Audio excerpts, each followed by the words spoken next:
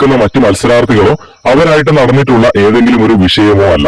Weekend എപ്പിസോഡിൽ ലാലേട്ടൻ സിബിനെ കുറെ അധികം കാര്യങ്ങൾ പറഞ്ഞ് വഴക്ക് പറയുന്നത് നമ്മൾ കണ്ടതാണ്.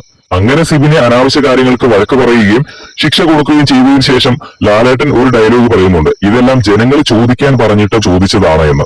അപ്പൊ സ്വാഭാവികമായിട്ടും എപ്പിസോഡൊക്കെ കഴിഞ്ഞ് കഴിയുമ്പോൾ സിബിൻ ഇരുന്ന് ചിന്തിക്കുന്നുണ്ടാകും, ഈ ഒരു ഒറ്റ ഡയലോഗ്, ലാലേട്ടൻ പറഞ്ഞ ആ ഒരു ഡയലോഗ് സിബിൻ റിപ്പീറ്റഡ് ആയിട്ട് ഇങ്ങനെ മൈൻഡിലൂടെ ഇങ്ങനെ ഓടിക്കുന്നുണ്ടാകും. പ്രേക്ഷകർ ഇങ്ങനെ ചോദിക്കാൻ പറഞ്ഞിട്ടുണ്ടെങ്കിൽ പ്രേക്ഷകർക്ക് അത് നെഗറ്റീവായിട്ട് തോന്നിക്കാണും. അതുകൊണ്ട് തന്നെ ആയിരിക്കണം ചോദിക്കാൻ പറഞ്ഞത്. മാത്രമല്ല സിബിന്റെ മനസ്സിൽ പുറത്ത് ഏറ്റവും നെഗറ്റീവ് ഇമേജ് ഉള്ളത് ജാസ്മിനാണ്. എല്ലാ തവണയും ലാലേട്ടൻ വന്ന് ജാസ്മിനെ ഇട്ട് പൊരിക്കുന്നത് കാണുന്നതാണ്. അതുപോലെ തന്നെയാണ് കഴിഞ്ഞ എപ്പിസോഡിൽ വന്ന് സിബിനെ ലാലേട്ടൻ പൊരിച്ചത്. അപ്പോൾ സ്വാഭാവികമായിട്ടും സിബിൻ ചിന്തിക്കുന്നുണ്ടാകും, ജാസ്മിനെ പോലെ തന്നെ സിബിനും പുറത്ത് നെഗറ്റീവ് ഇമേജ് ആണ് ക്രിയേറ്റ് ആയിരിക്കുന്നത് എന്ന് സിബിൻ മനസ്സിലാക്കുന്നു.